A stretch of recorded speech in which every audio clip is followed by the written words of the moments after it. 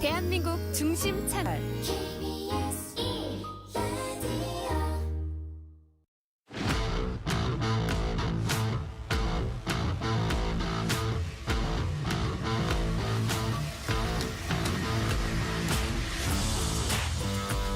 한상원의 스포츠.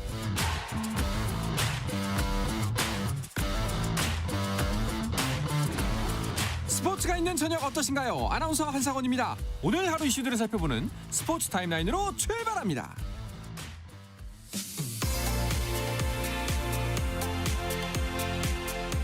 23세 이하 아시안컵에 나선 축구대표팀이 난저 우즈베키스탄과의 맞대결에서 0대2로 충격적인 패배를 당했습니다. 조 2위 자리는 지켜 8강 진출에 성공했지만 답답한 공격력과 아쉬운 수비 집중력이 해결해야 할 숙제로 남았습니다. 독일 프로축구 마인츠의 이재성이 2경기 연속 도움으로 팀의 13경기 만에 승리를 안겼습니다. 마인츠는 하이덴하임과의 분데스리가 17라운드 홈경기에서 이재성의 활약에 힘입어 2대1로 승리하며 13경기 만에 시즌 2승째를 거뒀고 순위도 꼴찌에서 16위로 2계단 올라섰습니다. 잉글랜드 프로축구 프리미어리그 맨체스터 유나이티드가 최근 경질한 아모림 감독의 빈자리를 마이클 캐릭 전 미들즈브러 감독으로 채웠습니다. 맨유는 캐릭 감독을 2025-2026 시즌이 끝날 때까지 1군 팀의 사령탑으로 선임했다며 캐릭 감독은 스티븐 홀랜드, 조너선 우드케이트 등 코치진의 도움을 받는다고 발표했습니다. 여자 배구 대표팀이 8년 만에 국내 사령탑 체제로 돌아갑니다. 대한배구협회는 공개 모집 절차 끝에 여자 대표팀 새 사령탑에 차상현 전 GS칼텍스 감독을 선임했다고 밝혔습니다.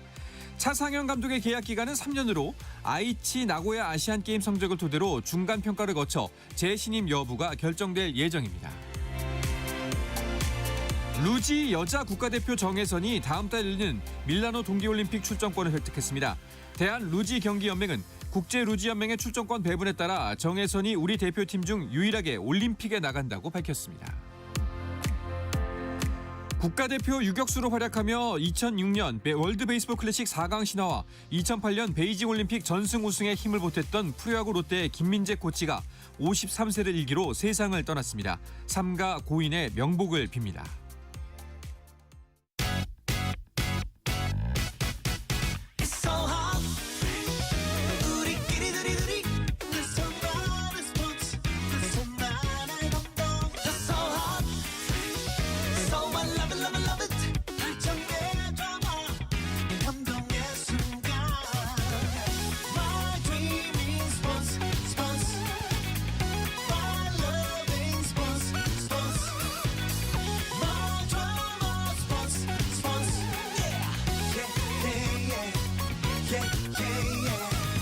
스포츠.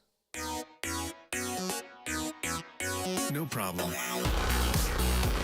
다양한 스포츠 이야기를 나누는 정 PD와 김 기자 시간입니다. KBS 정현호 스포츠 PD, 매일경제 김지한 기자와 인사 나누겠습니다. 두 분 어서 오십시오. 안녕하십니까. 반갑습니다. 네.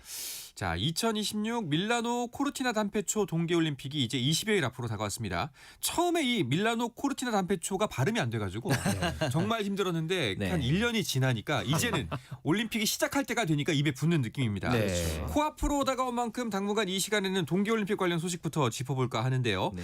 개막이 가까워서 그런지 동계올림픽에 대한 다양한 소식들이 전해져 오고 있죠. 네, 우리나라 대표팀 선수들의 이제 성적도 나오고 있고 여기다 이제 해마다 이런 올림픽이나 월드컵이 열릴 때마다 경기전 관련 소식들이 항상 좀 자주 네. 나오잖아요. 이런 뉴스들도 여전히 좀 현지에서 전해지고 있는 상황입니다. 그 경기장 말씀하셨는데 네. 완공을 하지 못한 채 대회가 개막을 할 수도 있다 이런 이야기를 들리는데 이게 사실 근데 다른 대회 때도 이런 얘기가 심심치 않게 들렸던 적이 있긴 있거든요. 네. 근데 이번에는 좀 심각한가요? 이게 좀 일단 문제의 중심에 있는 경기장이 아이스하키 경기장인데요. 네.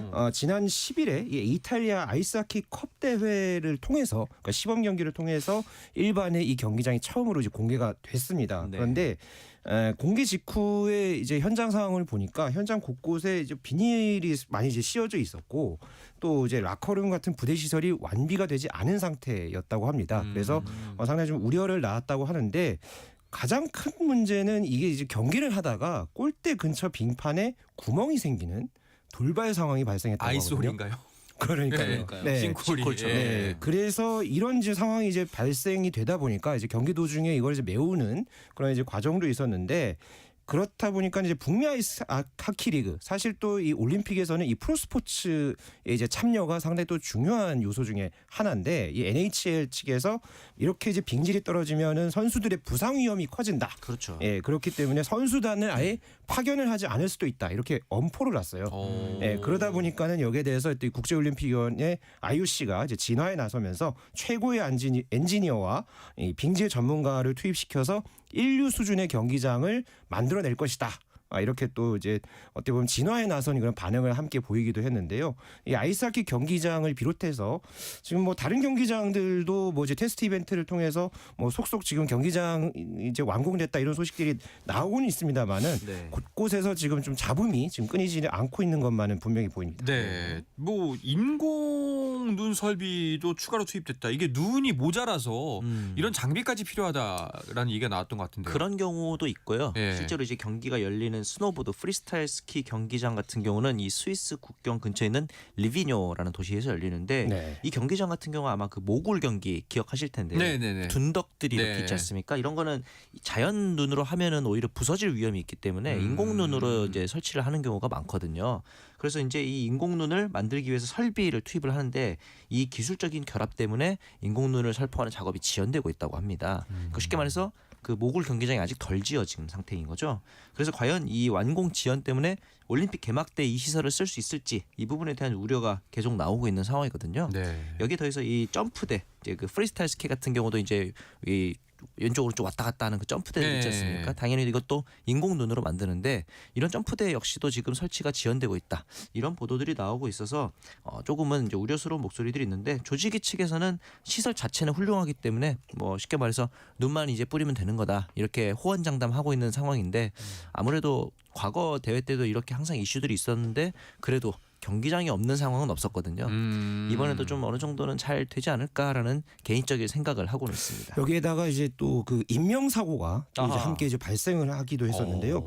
이 코르티나 담페초의 이제 아이스 아레나 건설 현장에서 55세 경비원이 지난 8일에 네. 이제 경비를 이제 서던 도중에 숨진 채 발견되는 아하. 좀 안타까운 일이 있었습니다. 이 이탈리아 현지 언론에 따르면은 이 경비원이 강추위 속에서 야간 경비를 서다가 이제 이렇게 사고를 당했다라면서 한파가 이제 사망 원인일 가능성을 함께 제기를 했다고 하는데요. 네. 이렇게 지금 뭐 경기장 문제뿐만 아니라 이렇게 인명 사고까지 지금 함께 발생을 하면서 지금 굉장히 여러 가지로 이 올림픽과 동계올림픽과 관련해서 뭐 이래저래 좀 많은 좀 이슈들이 있었던 지난 한 주였습니다. 네, 뭐 일단은 아직 시작하기 전이기 때문에 뭐 걱정도 되지만 질타보다는 하루빨리 좀 문제를 해결해서 안전하고 성공적인 올림픽을 개최했으면 좋겠다 하는 바람입니다. 네. 그렇습니다. 자, 우리나라 선수들도 막바지 훈련에 한창이겠네요. 네, 대표적으로 이 스피드 스케이팅의 김민선 그리고 이나연 선수가 또 이제 우승 소식을 전해왔는데요. 동계체육대회에서 이제 여자 일반부 1000m에서 우승을 했고요. 여자 일반부에서도 500m에서도 이제 1위를 했기 때문에 2관왕에 등극을 했습니다. 또 이제 김민선 선수의 신흥 라이벌로 떠오르고 있는 이나연 선수 역시 대학부 1000m에서 1위를 등극을 했고 마찬가지로 500m에서도 금메달을 따냈습니다. 그리고 이제 우리나라 이 빙속의 간판 선수들이죠. 김준호, 정재원 이런 선수들도 지금 메달 사냥을 준비를 하고 있고 여자 컬링 대표팀이 올림픽 전초전에 가까운 대회에서 또 3위를 했습니다. 네, 이번 이제 크라운 로열 플레이어스 챔피언십에서 공동 3위에 올랐는데요. 이번에 이 크라운 로열 챔피언십 같은 경우는 남녀부 세계 랭킹 12개 팀이 참가를 하기 때문에 약간 그 왕중왕전 같은 성격의 대회입니다. 이러면서 이제 준결승에서 스위스에 패하면서 3위로 마감을 했는데 이런 왕중왕전에서 3위에 올랐다는 거 아무래도 올림픽에서도 좋은 성적을 낼 수 있지 않을까라는 또 기대가 들기도 합니다. 그렇죠. 자, 그리고 우리가 이번 올림픽에서는 그 스노보드 종목에 대한 기대가 남다른데요. 그렇죠. 이 스노보드 종목에 큰 변수가 하나 생겼습니다. 네. 그 일단 현재 최강자 클로이 김의 몸 상태가 완벽하지 않을 수 있다는 전망이 나왔어요. 네, 이 여자 하프파이프 종목 하면은 이 클로이 김 선수 2018년 평창 대회와 2022년 베이징 대회 때 금메달을 따냈던 바로 그 슈퍼스타급 선수죠. 네. 이 선수가 사실 이번 시즌에 어깨 때문에 여러 가지 좀 어려움을 많이 겪었습니다.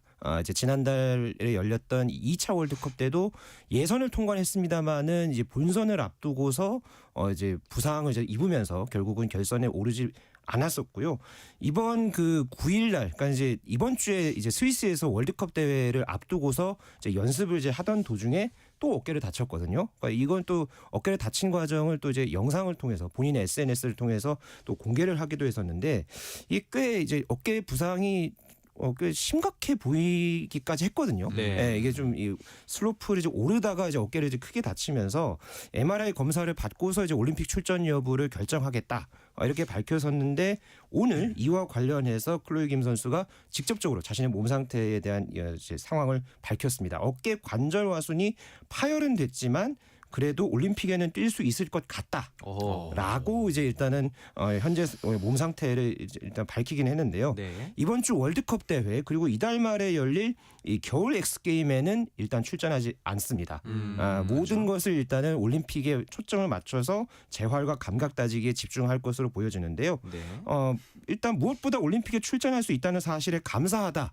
이렇게 이제 소감을 함께 밝히기는 했습니다만은 아무래도 지금 이 어깨와 관련해서 계속해서 지금 부상 이슈가 있기 때문에 이렇게 된다면은 이번 이 여자 하프파이프 스노보드 종목에 또 강력한 또 금메달 후보죠 최가원 선수가 네. 또 과연 또 어떤 이 영향을 받을지 상당히 좀 이 부분에 대해서 좀 관심이 모아지고 있습니다. 네. 알겠습니다. 자 그리고 경기 외적인 소식도 눈길을 모을 만한 올림픽 뉴스들이 많았습니다. 역시 올림픽 하면 또 개막식에 관심이 그렇죠. 이제 많이 모이고 있는데 이번 개막식이 열리는 무대가 바로 산시로입니다. 이탈리아 또 축구의 성지 같은 곳이기도 한데 약 3시간 동안 이어질 예정이고 이번에 이제 개회식에서는 또 유명한 그 성악가죠 안드레아 보첼리가 네. 무대를 장식할 예정이라고 하는데 벌써부터 약간 좀 감동이 기대되는 그런 무대들도 있고 네. 여기에 더해서 이 지난해 9월에 이제 91세를 일기로 별세하신 조르지오 알마니를 또 기리는 헌정 공연 무대에도 준비를 하고 있다는 소식도 들려왔습니다. 그리고 우리나라 관련 소식도 하나 있었는데 최근에 또 이 국립중앙박물관에서 뮤즈를 이제 판매를 하고 있거든요. 뮤지엄 플러스 굿즈 굿즈에서? 해가지고 네. 국립중앙박물관이 소위 말해서 굉장히 감이 다 살아있는 네. 그런 이제 굿즈들을 잘 판매하기로 유명한데 최근에 이번에 이제 밀라노 코르티나 단페초 동계올림픽에서도 이 뮤즈들을 좀 소개하는 등 글로벌 진출을 이어갈 계획이라는 발표도 있었습니다. 네, 이제 시간이 지날수록 동계올림픽에 대한 열기가 더욱더 뜨거워질 것으로 보입니다. 네. 다음 소식으로 넘어가 보도록 하죠. 야구 대표팀 이야기 좀 해보도록 하겠습니다. 네. WBC 준비 한창인데요. 우리나라가 조금 빨리 캠프를 출발한 건가요? 네, 우리나라가 일단 C조에 모여 있는 팀들 중에서는 가장 먼저 대표팀을 소집을 해서 그렇죠. 현재 사이판에서 훈련을 진행을 하고 있죠. 네.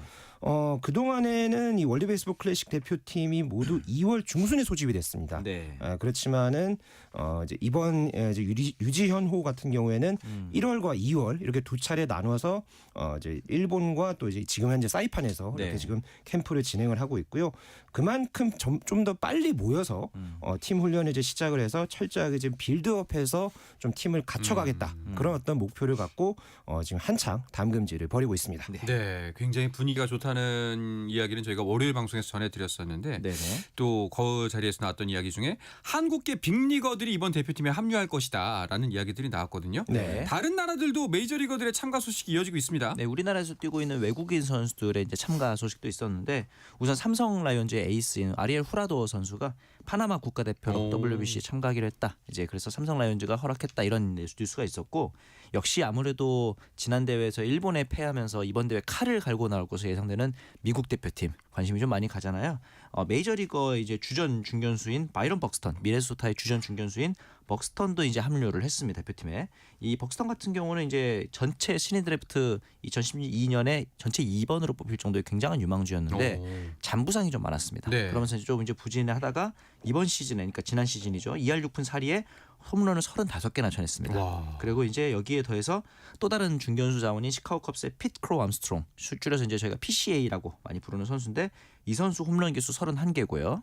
여기에 더해서 이제 너무나 유명한 에런 저지 작년에 53개 때려냈습니다. 그리고 코빈 캐롤도 31개의 홈런이 있기 때문에 이 4명의 외야수들의 홈런 개수만 합쳐도 뭐 100개를 가뿐하게 넘을 정도로 거포 외야진이 완성됐다 이렇게 보시면 될 것 같고 영국이 대표팀이 또 있습니다. 또 이제 야구와 영국하면 조금 어색할 수도 있는데 이 워싱턴 내셔널스에서 뛰고는 해리 포드 선수가 출전을 하기로 했습니다. 이 선수가 지난 이 WBC 예선전에서 영국 팀을 이제 이끌면서 WBC 본선에 이끌어놓은 선수인데 아무래도 영국 대표팀 입장에서는 에이스인 해리 포드의 선수의 이제 합류가 반가울 것으로 보이고 반면에 이 캐나다 같은 경우는 지금 악재가 하나 생겼습니다.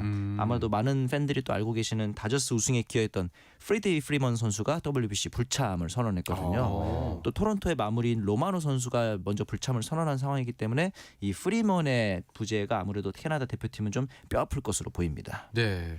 그러니까요. 캐나다 같은 경우에는 이게 꽤 큰 변수가 되겠네요. 프리먼이 직전 대회였죠. 23년도 WBC 때는 출전했었거든요. 맞아요. 그런데 이번에는 개인 사정을 이유로 해서 뭐 네. 특정하게 어떤 이유를 밝히지는 않고 개인 사정을 이유로 이번 WBC에 불참한다 이렇게 밝혔는데요. 네. 뭐 앞서 이제 정현욱 PD도 얘기를 했습니다만은 이 마무리 자원에 또 이제 꽤 이제 요긴하게 쓸 수 있었던 로마노 선수를 비롯해서 정말 확실한 강타자죠.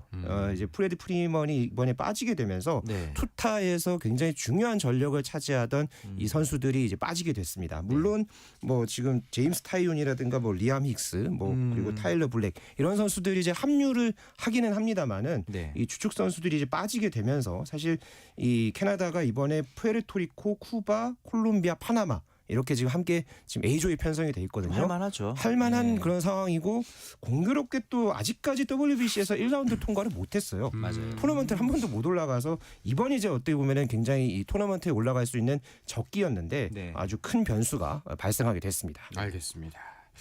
자, 이렇게 다양한 소식들 짚어봤고요. 이어서 V리그 소식 등 스포츠 이슈들 좀 더 살펴볼까 하는데요. 그 전에 잠시 쉬었다가 돌아오겠습니다.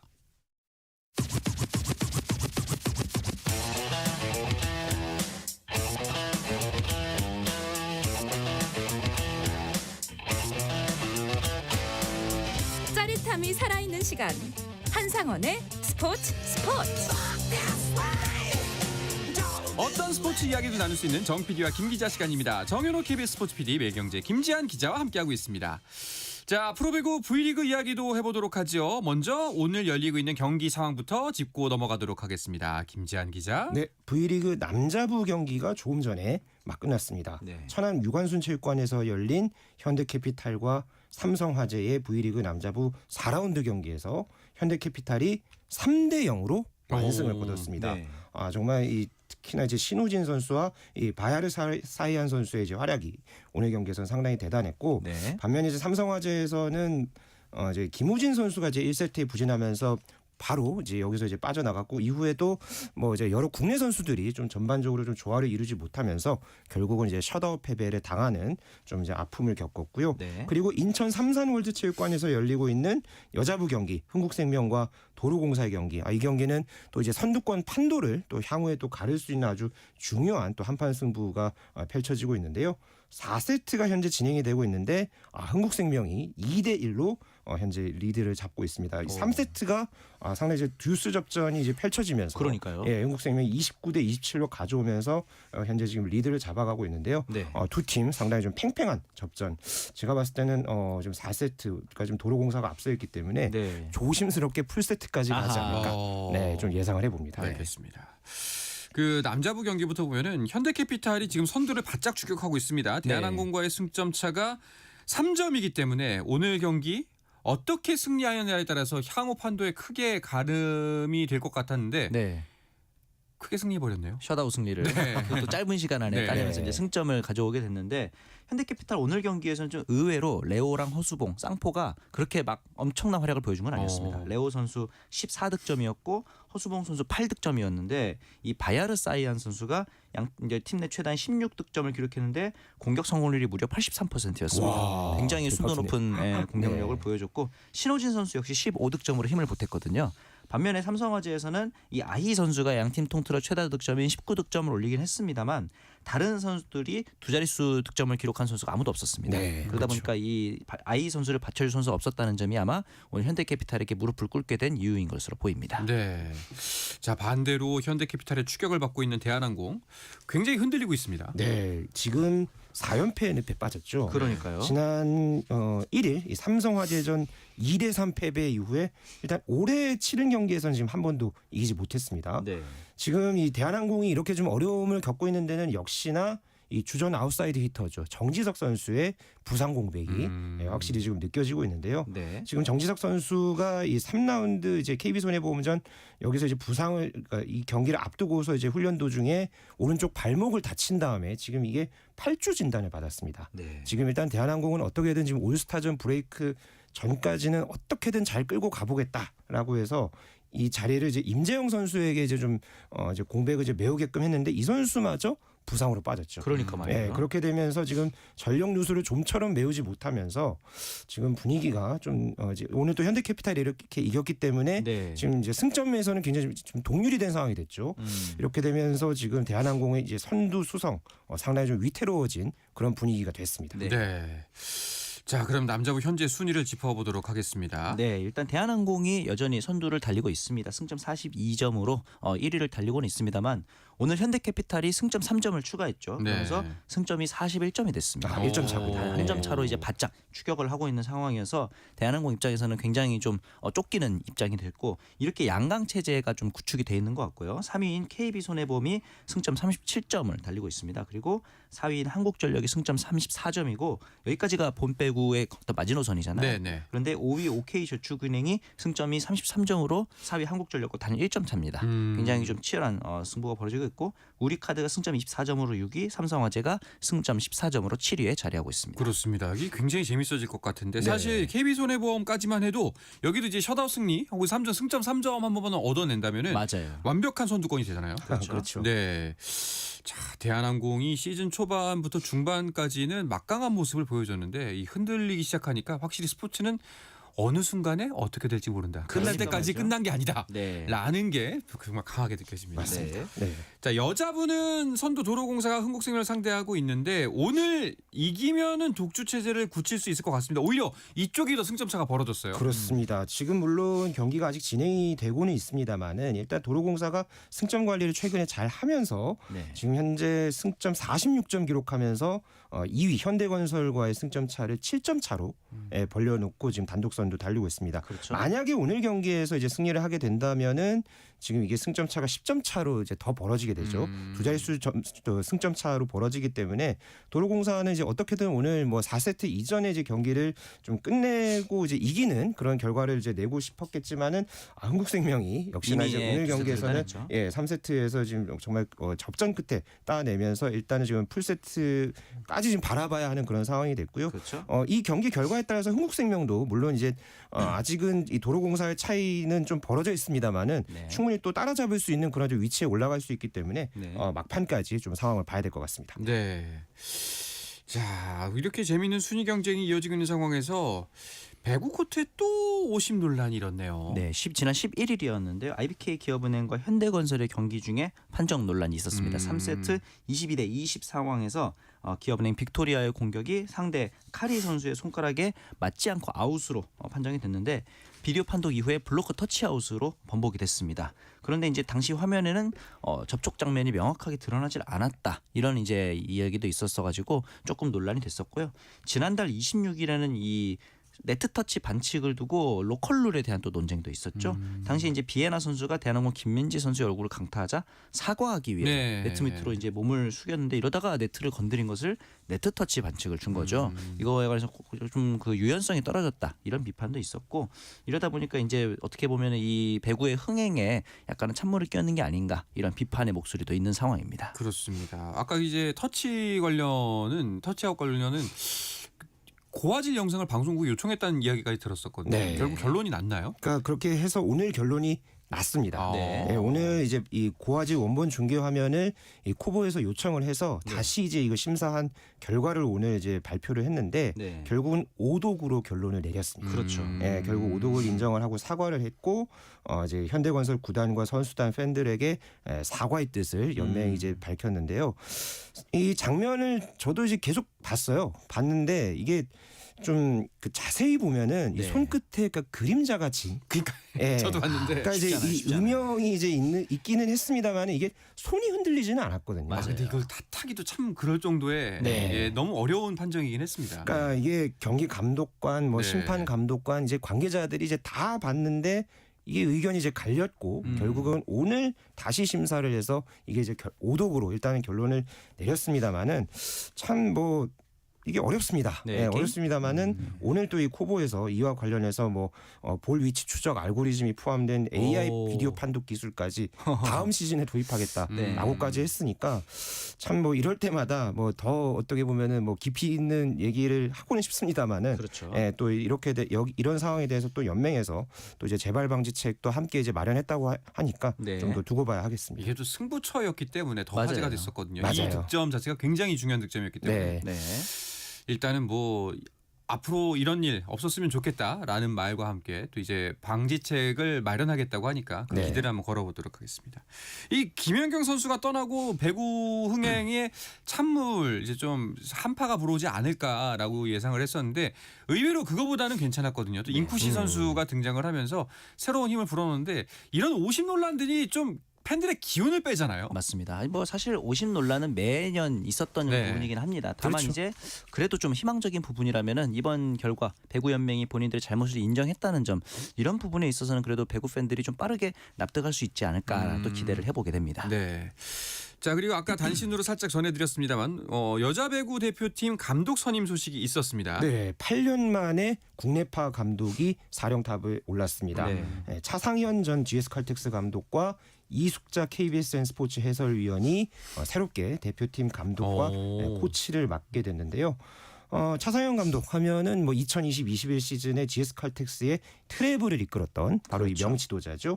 또 여기에다가 이숙자 코치는 스타 플레이어, 스타 세터 출신 이제 지도자로 또 정관장을 또 이제 코치로 2022년부터 3년간 또 활동을 하기도 했었는데요. 네. 이번 그 아시안 게임 때까지는 일단은 한번 이 결과와 지도력을 한번 평가를 하고 그 이후에 이제 2028년도에 LA 올림픽까지 네. 이제 한번 이제 상황을 이제 맡겨 보겠다라는 게 지금 배구협회의 설명인데 네. VNL 이 강등 때문에 여러 가지 좀 어수선한 이 여자 배구 분위기를 과연 차상현 감독과 이숙자 코치가 좀 쇄신하는 모습 보여줄지 한번 지켜봐야겠습니다. 네, 알겠습니다. 자, 배구 소식은 여기서 마무리하고 한 주간에 있었던 스포츠 소식 간략하게 전해드리면서 정리를 하도록 하죠. 어떤 소식들이 있었나요? 네, 리브 골프에서 우리나라 팀이 탄생을 했습니다. 기존 아이언 헤즈 팀이 코리안 골프 클럽으로 이름을 바꿨거든요. 그러면서 이제 새롭게 안병훈 선수가 캡틴으로 이제 나서게 됐고 송영한, 김민규 선수가 새롭게 합류하면서 기존에 있었던 데닐리 선수와 호흡을 맞출 예정입니다. 여기에 더해서 이제 배드민턴에서는 안세영 선수가 첫 대회부터 시작은 조금 어려웠지만 우승 소식을 또 전해왔기 때문에 이번 시즌에도 안세영 선수가 과연 독주에 가까운 페이스를 이어갈 수 있을지 이 부분도 또 관심을 모으고 있습니다. 알겠습니다. 자, 오늘은 이야기를 끝으로 이번 주 정 PD와 김 기자는 마치도록 하겠습니다. 정현우 KBS 스포츠 PD, 매일경제 김지한 기자와 함께했습니다. 두 분 오늘도 고맙습니다. 고맙습니다. 감사합니다. 자, 내일도 저녁 8시 30분입니다. 한상원의 스포츠.